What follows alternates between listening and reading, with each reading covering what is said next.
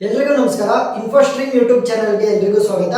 ಈ ವಿಡಿಯೋದಲ್ಲಿ ನಾವು ಆಸೆ ಡಯಾಗ್ರಾಮ್ ಅನ್ನ ಯಾವ ರೀತಿ ಸಿಂಪಲ್ ಆಗಿ ಬರಿತಾ ಹೋಗೋದು ಅಂತ ನೋಡ್ತಾ ಹೋಗೋಣ. ಸೊ ಈ ಆಸೆ ಡಯಾಗ್ರಾಮ್ ಅಂದ್ರೆ ಪಿಕ್ಟೋರಿಯಲ್ ರೆಪ್ರೆಸೆಂಟೇಷನ್ ಆಫ್ ಪೊಸೆಟ್. ಪೊಸೆಟ್ ಅಂದ್ರೆ ಏನು? ಈಗ ನೋಡಿ, ರಿಲೇಷನ್, ಸೆಟ್ ಆಫ್ ರಿಲೇಷನ್ಸ್ ಇದೆ. ಈ ರಿಲೇಷನ್ ಏನಾಗಿರ್ಬೇಕು? ಅವು ಒಂದು ರಿಫ್ಲೆಕ್ಸಿವ್ ಆಗಿರ್ಬೇಕು, ಟ್ರಾನ್ಸಿಟಿವ್ ಆಗಿರ್ಬೇಕು ಮತ್ತೆ ಸಿಮೆಟ್ರಿಕ್. ಈ ಮೂರು ಕಂಡೀಷನ್ ಅನ್ನು ಕೂಡ ಸ್ಯಾಟಿಸ್ಫೈ ಮಾಡಿದ್ರೆ ಅದನ್ನ ನಾವು ಪೊಸೆಟ್ ಅಂತ ಕರಿತೀವಿ. ಸೊ ಅದರ ಪಿಕ್ಟೋರಿಯಲ್ ರೆಪ್ರೆಸೆಂಟೇಷನ್ ಅನ್ನ ಏನಂತೀವಿ? As A diagram.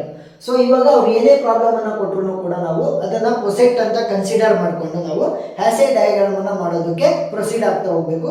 ಸೊ ಅವರು ಪೊಸೆಟ್ ಇಲ್ಲ ಅಂತ ಅಂದ್ರೆ ಯಾವುದೇ ಪ್ರಾಬ್ಲಮ್ ಅನ್ನ ಆಸ್ ಎ ಡಯಾಗ್ರಾಮ್ ಬರೆಯೋದಕ್ಕೆ ನಿಮಗೆ ಕೊಡಲ್ಲ. ಸೊ ಇವಾಗ ಯಾವ ರೀತಿ ಪ್ರೊಸೀಡ್ ಮಾಡಬೇಕು ಅಂತ ನೋಡ್ತಾ ಹೋದ್ರೆ ನೋಡಿ, ಮೊದಲನೇ ಸ್ಟೆಪ್ ಡ್ರಾ ದಿ ಡಯಾಗ್ರಾಫ್. ಸೊ ಡಯಾಗ್ರಾಫ್ ನ ಯಾವ ರೀತಿ ಬರೀತೀನಿ ಅಂದ್ರೆ ನೋಡಿ, ಯಾವ ಯಾವ ಎಲಿಮೆಂಟ್ ಇರೋದು ನನ್ನ ಸೆಟ್ ಅಲ್ಲಿ ಎ, ಯಾವ ಎಲಿಮೆಂಟ್ ಇರೋದು ನನ್ನ ಸೆಟ್ ಅಲ್ಲಿ 1 2 3 ಮೂರು ಇದೆ.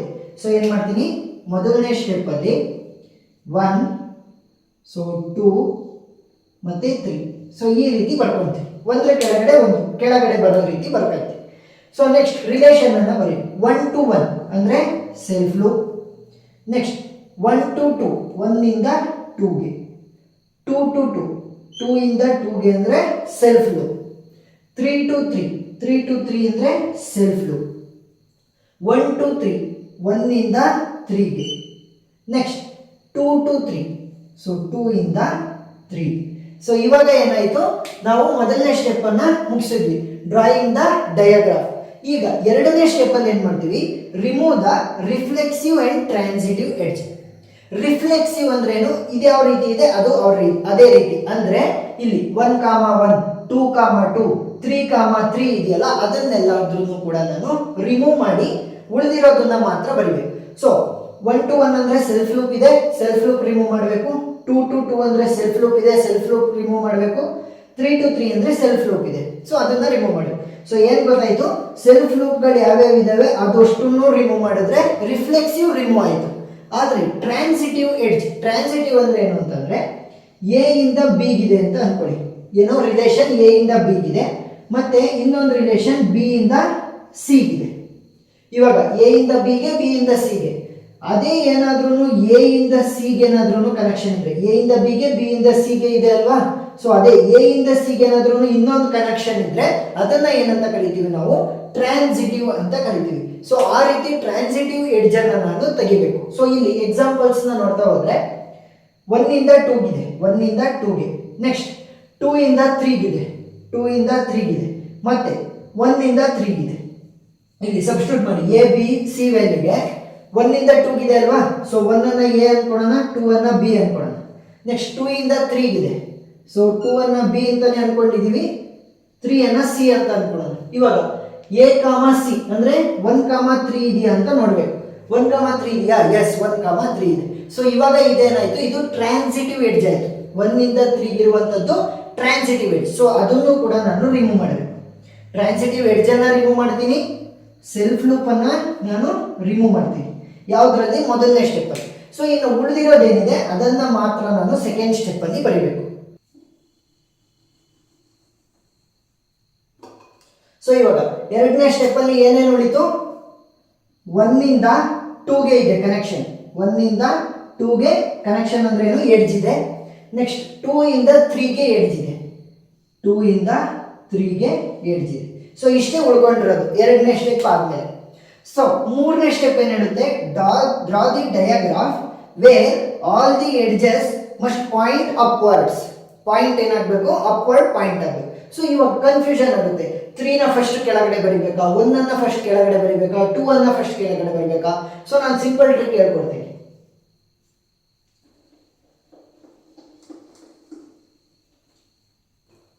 ಆ ಟ್ರಿಕ್ ಏನು ಅಂತಂದ್ರೆ, ಮೂರನೇ ಸ್ಟೆಪ್ ಅಲ್ಲಿ ಯಾವ ಇದನ್ನ ನಾವೇನಂತ ಕರಿತೀವಿ? ವರ್ಟಿಸ್ ಅಂತ ಕರಿತೀವಲ್ವಾ. ಈ ಲೈನ್ ಕನೆಕ್ಟ್ ಮಾಡ್ತಿರುವಂತದ್ದು, ಎರಡು ವರ್ಟಿಸಸ್ ಗಳನ್ನ ಕನೆಕ್ಟ್ ಮಾಡ್ತಿರುವಂತದ್ದನ್ನ ಏನಂತ ಕರಿತೀವಿ? ಎಡ್ಜ್. ಯಾವ ವರ್ಟೆಕ್ಸ್ಗೆ ಇನ್ಕಮಿಂಗ್ ಎಡ್ಜ್ ಇಲ್ಲ ಅದನ್ನ ನಾವು ಕೆಳಗಡೆ ಬರೀಬೇಕು. ನೋಡಿ, 2 ಗೆ ಇನ್ಕಮಿಂಗ್ ಎಡ್ಜ್ ಇದೆ, 2 ಕಡೆ ಬರ್ತಿರುವಂತ ಎಡ್ಜ್ ಇದೆ, ಸೊ ಅದನ್ನ ನಾನು ಕೆಳಗಡೆ ಬರೆಯಂಗಿಲ್ಲ. 3 ಕೂಡ ಇನ್ಕಮಿಂಗ್ ಎಡ್ಜ್ ಇದೆ, ಅದರ ಕಡೆ ಬರ್ತಿರುವಂತ ಎಡ್ಜ್, ಸೊ ಅದನ್ನು ಕೂಡ ನಾನು ಬರೆಯಂಗಿಲ್ಲ. ಒನ್ನಿಗೆ ಯಾವ್ದಾದ್ರು ಇನ್ಕಮಿಂಗ್ ಎಡ್ಜ್ ಇದೆಯಾ? ಇಲ್ಲ. ಒಂದಿಂದ ಹೊರಗಡೆ ಹೋಗೋದಿದೆ.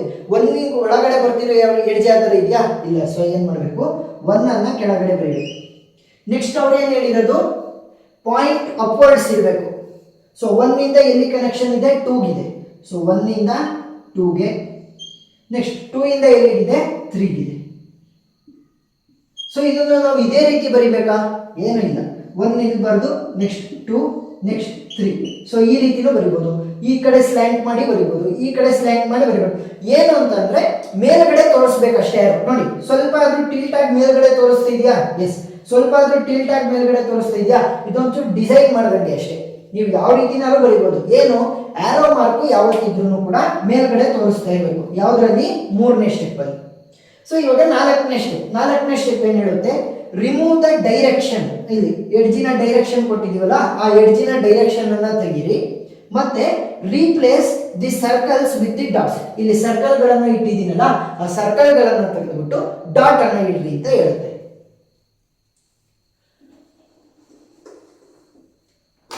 ಸೊ ಇವಾಗ 4ನೇ ಸ್ಟೆಪ್ ಅಲ್ಲಿ ಏನ್ ಮಾಡಬೇಕು, ಫಸ್ಟ್ ಡಾಟ್ ಗಳನ್ನ ಇಡಬೇಕು. ಸೊ ಇದು 3ನೇದಕ್ಕೆ, ಇದು 2ನೇದಕ್ಕೆ. ಇದನ್ನ ಯಾವ ರೀತಿ ನೀವು ಡಿಸೈನ್ ಮಾಡಿರ್ತೀರಾ ಅದೇ ರೀತಿ ಬರೀತಾ ಹೋಗ್ಬೇಕು.